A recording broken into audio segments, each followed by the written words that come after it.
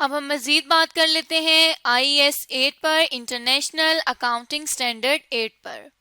International accounting standard 8 accounting policies, change in accounting estimates और errors में deal करता है। तो जैसे कि अपनी लास्ट वीडियो में हमने अभी तक अकाउंटिंग प्रिंसिपल्स को डिस्कस किया कि IAS 8 के मुताबिक अगर किसी अकाउंटिंग प्रिंसिपल में कंपनी कोई चीज लूज करती है तो उसको हम किस तरह से, या कंपनी किसी रूल एंड रेगुलेशन को खत्म करती है तो किस तरह से उसकी रिकॉर्डिंग की जाएगी फाइनेंशियल स्टेटमेंट्स में। उसके बाद हमने अकाउंटिंग पॉलिसीज को सीखा कि अगर अकाउंटिंग पॉलिसीज में कोई चेंज आता है तो IAS 8 के मुताबिक कंपनीज उसको किस तरह से डील कर सकती हैं। साथ ही साथ हमने ये देखा कि IAS 8 कहां कहां पर अप्लाई होता है और उसका ऑब्जेक्टिव क्या है। अब मजीद हम इस वीडियो में जानेंगे कि अकाउंटिंग एरर्स, अकाउंटिंग बेसिस और प्रेजेंटेशन एंड डिस्क्लोजर को IAS 8 में किस तरह से डील किया जाता है। तो सबसे पहले अकाउंटिंग बेसिस को डिस्कस करेंगे कि IAS 8 में अकाउंटिंग बेसिस को किस तरह से ट्रीट किया जाता है। सबसे पहले अगर अकाउंटिंग बेसिस की बात की जाए तो अकाउंटिंग बेसिस वो मेथड्स होते हैं, वो तरीक़ाकार होते हैं जिनके ऊपर अकाउंटिंग प्रिंसिपल्स जो हैं वो बेस करते हैं। मतलब जिन मेथड्स पर अकाउंटिंग प्रिंसिपल की बुनियाद रखी जाती है उसे कहा जाता है अकाउंटिंग बेसिस। जैसे कि लेट्स सपोज एक कंपनी है अली लिमिटेड कंपनी। हम एज्यूम करते हैं कि अली लिमिटेड कंपनी जो है वो अपने एसेट्स के लिए, मतलब फिक्स एसेट के लिए, लेट्स सपोज हम कोई प्लांट ले लेते हैं। अगर अली लिमिटेड कंपनी अपने किसी प्लांट के लिए एक मेथड इस्तेमाल करती है डेप्रिसिएशन का, और उसे हम एज्यूम करते हैं कि वो स्ट्रेट लाइन मेथड इस्तेमाल करती है। अब यहाँ पर ये जो मेथड इस्तेमाल कर रही है कंपनी, इस पर अकाउंटिंग प्रिंसिपल की बुनियाद रखी जाएगी। जैसे कि अगर अकाउंटिंग प्रिंसिपल की बात की जाए तो अकाउंटिंग प्रिंसिपल ये कहता है कि जो भी मेथड इस्तेमाल किया जाएगा अकाउंटिंग में उसके साथ कंसिस्टेंट रहना जरूरी है। मतलब उसी को फिर बार बार इस्तेमाल करना होगा। ऐसा नहीं कि पहले साल में स्ट्रेट लाइन इस्तेमाल करेंगे, नेक्स्ट ईयर में रिड्यूसिंग बैलेंस मेथड इस्तेमाल करेंगे। अगर स्ट्रेट लाइन इस्तेमाल कर रहे हैं तो एक अरसे के लिए स्ट्रेट लाइन मेथड ही इस्तेमाल करेंगे। लेकिन यहाँ पे IAS 8 ये बाउंड नहीं करता कि कंपनी जो है वो एक ही मेथड इस्तेमाल करती रहे। IAS 8 ये कहता है कि कंपनी इस मेथड को चेंज भी कर सकती है। तो यहाँ पे हमने देखा कि जो डेप्रिसिएशन का मेथड है वो प्रिंसिपल्स की बुनियाद है। मतलब मेथड होगा अगर, तब ही प्रिंसिपल भी अप्लाई होगा, तभी कंपनी इस मेथड के साथ कंसिस्टेंट भी रह सकेगी। तो जिन मेथड्स पर अकाउंटिंग प्रिंसिपल रिलाय कर रहे हैं उन्हें हम अकाउंटिंग बेसिस कहते हैं। जिस तरह यहाँ पर डेप्रिसिएशन का स्ट्रेट लाइन मेथड कंसिस्टेंसी के प्रिंसिपल पर बेस करता है, तो इसे हम कहेंगे कि ये अकाउंटिंग की बेसिस हैं। अब इन अकाउंटिंग बेसिस के लिए IAS 8 ने एक जनरल रूल बता दिया है कि कंपनीज जो हैं वो इस रूल को फॉलो करेंगी जब भी अकाउंटिंग बेसिस में चेंज आएगा। तो IAS 8 के मुताबिक जनरल रूल ये है कि कंपनी की अकाउंटिंग पॉलिसी ये होनी चाहिए कि जब भी किसी अकाउंटिंग बेसिस में चेंज आएगा तो उस तरह की तमाम ट्रांजैक्शन पे कंसिस्टेंटली हमने वही चेंज अप्लाई करना है। मतलब आगे की आने वाली तमाम ट्रांजैक्शंस पे उसी तरह का रूल अप्लाई करना है जो कि हमने पहली ट्रांजैक्शन पर किया है। जिस तरह से अगर यहाँ पर बात की जाए कि let's suppose company straight line method को चेंज करके रिड्यूसिंग बैलेंस मेथड पर आती है, तो कंपनी ने अब आने वाले तमाम सालों में रिड्यूसिंग बैलेंस मेथड ही इस्तेमाल करना है अपने तमाम प्लांट्स के लिए। इसी तरह से अगर हम मजीद एक एग्जांपल की बात करें तो लेट्स सपोज कंपनी ने एक प्लांट को सेल किया है।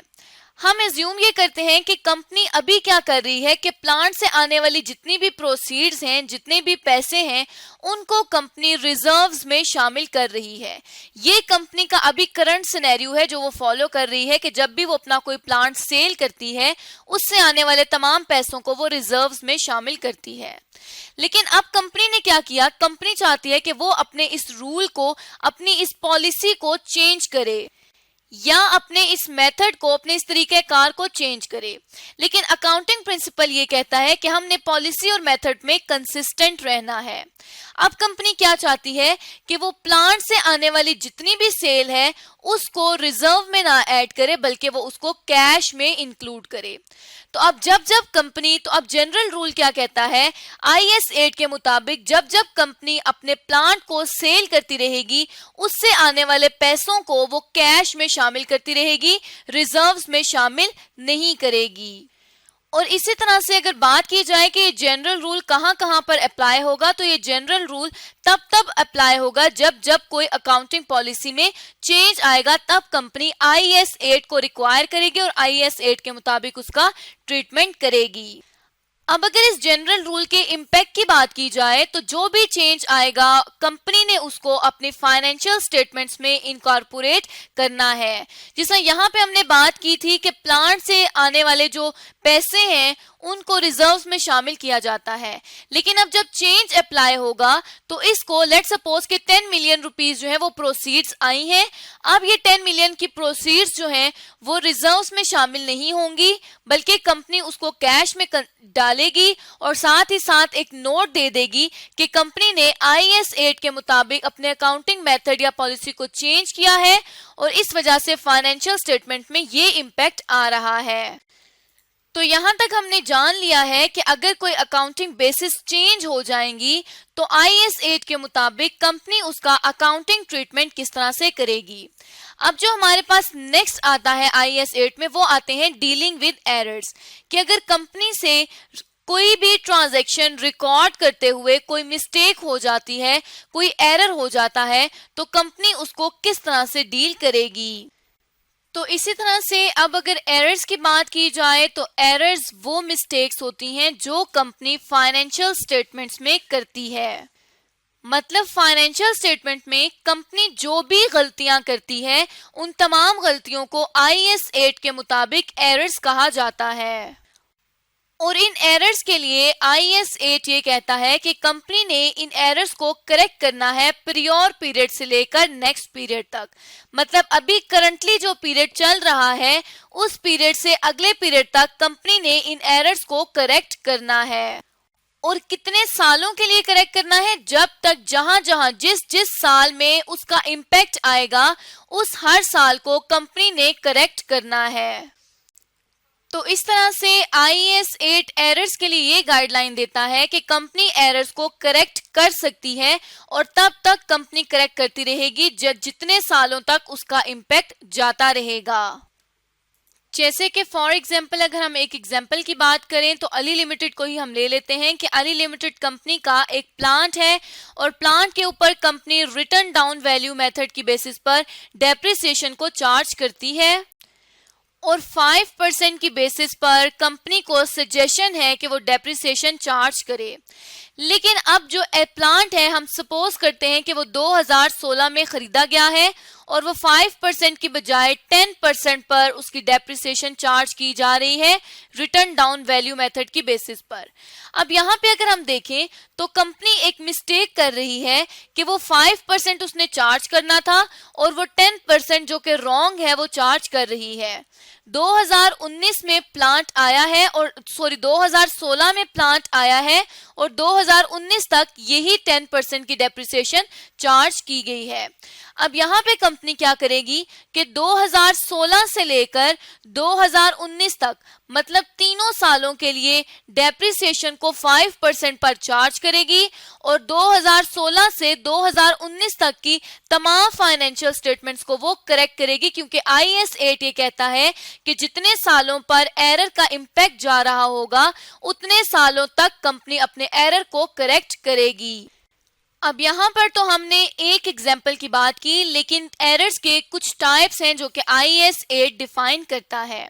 तो सबसे पहले जो एरर की टाइप है वो है error of omission. Error of omission क्या है? एरर ऑफ ओमिशन ये कहता है कि अगर कंपनी किसी ट्रांजैक्शन को रिकॉर्ड करना भूल जाती है, मतलब ऑर्गेनाइजेशन जो ट्रांजैक्शन है उसको रिकॉर्ड करती ही नहीं है, भूल जाती है, तो इससे हम कहते हैं कि ये एरर ऑफ ओमिशन है।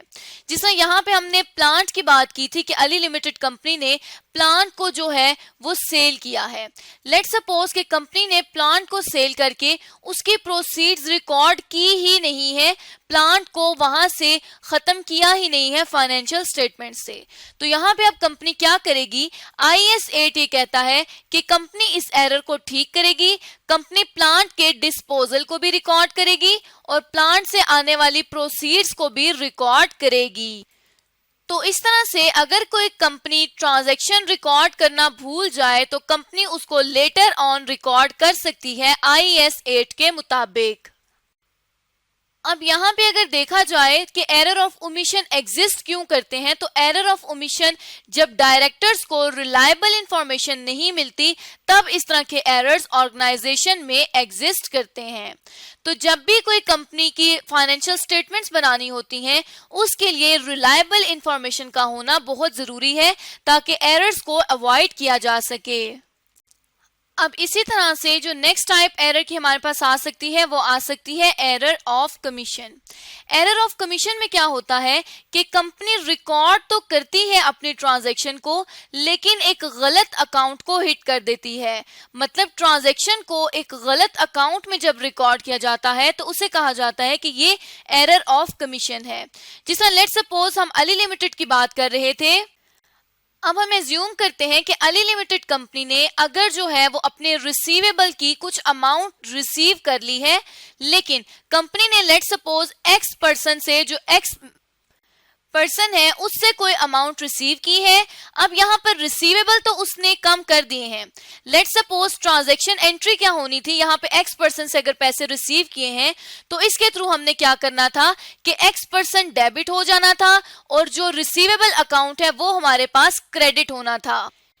लेट सपोज के 10,000 रुपीज जो है वो रिसीव कर लिए हैं लेकिन अब यहाँ पर एक्चुअल ट्रांजैक्शन एक्चुअल एंट्री ये होनी थी, लेकिन अली लिमिटेड कंपनी ने किस तरह से रिकॉर्डिंग कर दी है कि अली लिमिटेड कंपनी ने वाई पर्सन को डेबिट कर दिया है 10,000 रुपीज से और इसी तरह रिसीवेबल्स को जो है वो क्रेडिट कर दिया है। अब यहाँ पर देखा जाए तो रिसीवेबल की एंट्री तो ठीक हुई है लेकिन कंपनी ने टारगेट जो किया है वो गलत पर्सन को कर दिया है, गलत कस्टमर से रिलेटेड एंट्री पास कर दी है या रिकॉर्डिंग कर दी है। तो IAS 8 ये कहता है कि जब भी इस तरह का कोई एरर होगा तो उसको फाइनेंशियल स्टेटमेंट्स में रिकॉर्ड किया जाएगा, उसको फाइनेंशियल स्टेटमेंट में एडजस्ट किया जाएगा। किस तरह से कि यहाँ पर एक्स पर्सन के अकाउंट में वो पैसे जो उसने दिए हैं उनको रिड्यूस कर दिया जाएगा और वाई लिमिटेड के अकाउंट को वापस सेट कर दिया जाएगा।